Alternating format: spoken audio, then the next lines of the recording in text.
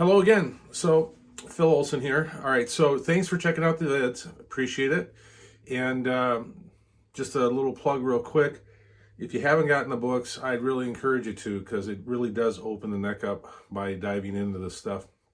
And remember, the things that I'm going through is really like 20% of your practice. Majority of your practice has to be on songs that you want to play, working on riffs, phrasing, all those sorts of things, learning solos. And eventually I'll get to devotion of scales with maybe pentatonics and stuff, but I'm still going to wrap those patterns around chord shapes, because it just opens the neck up when you treat both of those, your chords and your scales, as one organic whole. This video and the next few videos that I'll be putting out there will be focusing on minor chord shapes. Okay, so we'll get the same thing that we did with the majors, where we took those 6 big shapes, right? And then we broke it down into 3-string shapes. We're going to do the same thing with this stuff. And remember, when we did it with the majors, we had 6 chord shapes. And remember, I came up with that mnemonic of daily chording activity guarantees future expertise. So I included the F, because I just think you need to have an insight into everything as a whole, and then in time, by breaking everything down and then putting it back together, everything just has so much more value and it opens up.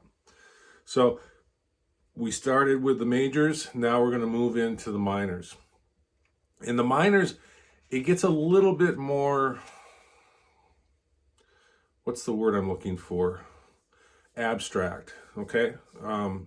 Just because when you think of what you have for core minor chords, as far as shapes, you only have 3. If you think about it, there's the A minor chord shape. I'm going to throw up a bunch of visuals as we do this, but there's the A minor chord shape, there is the E minor chord shape, and then there's the D minor chord shape. And those really are the 3 common main shapes for minor chords. And again, we go back to, how did you learn to play the guitar? Well, when you first learned to play the guitar, you probably didn't learn what I'm doing. You probably learned the basics of, here's a C chord and here's where you play it. And you really don't think about playing that shape somewhere up the neck. You learn a song and you may use a capo and use that shape, but you don't dive into, hey, what can I do with this shape, and throw it all over the neck, and what can I do with that? That's not traditional beginning lessons. It just doesn't work that way from a traditional standpoint. Not to say that there isn't information out there now that does some of that stuff. I know this is one YouTube channel that does. So I really think of my channel much more of a guitar theory and learning chords and scales in a really detailed way than, say, some other ones that just show you, here's how you play this song. And eventually I will get to, here's how you play a song, and we'll do more songs.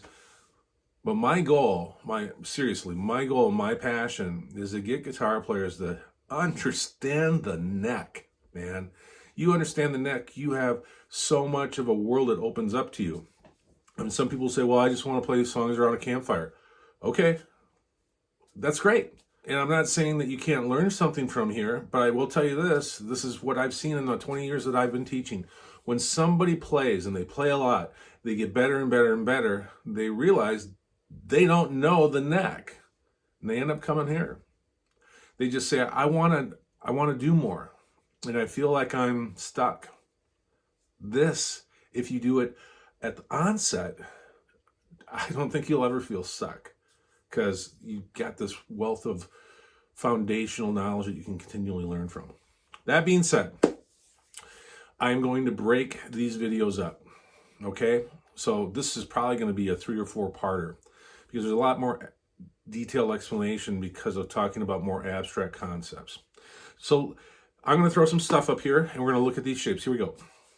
So we have the classic A minor shape, classic E minor shape, and the classic D minor shape. Now, if you look at this next slide, you'll see that I've highlighted, like I did with the majors, the open strings, right?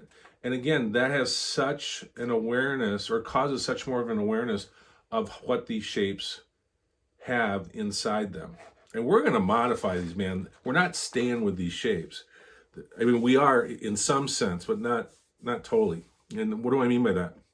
Well, if we look at, again, your A minor, E minor, and D minor, this is where you would play these in first position or with open strings.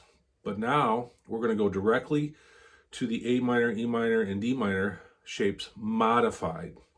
And if you look at these look completely different, right? In fact, if I look at these shapes, there's no way that I can play all of these shapes unless I use open strings. And even then, I couldn't do it. I mean, look at that A minor modified.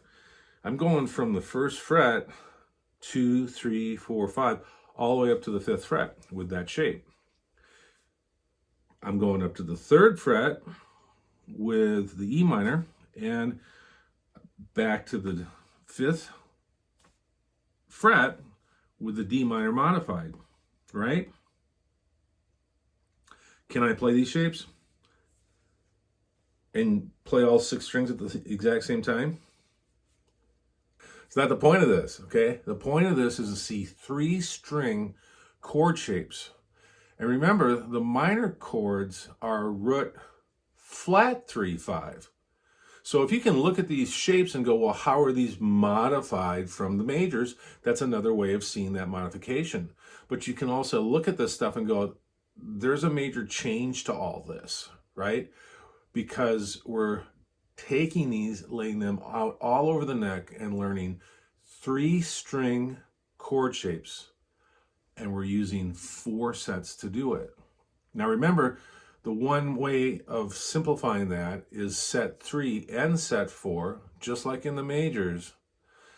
Set 3 and set 4 are going to be identical. So again, we've taken what could have been 12 shapes and we're down to 9. All right. So I'm going to stop this video here because I kind of rambled, but I wanted to set the tone for some of this stuff. And we'll get into the next video. Thanks for watching this video. Again, I'm Phil Olson. To purchase the Awesome Guitar Series, click on the link below. It'll take you to Amazon. You can see full descriptions of each one of the volumes. After you've made your purchase and you receive them, go home and practice.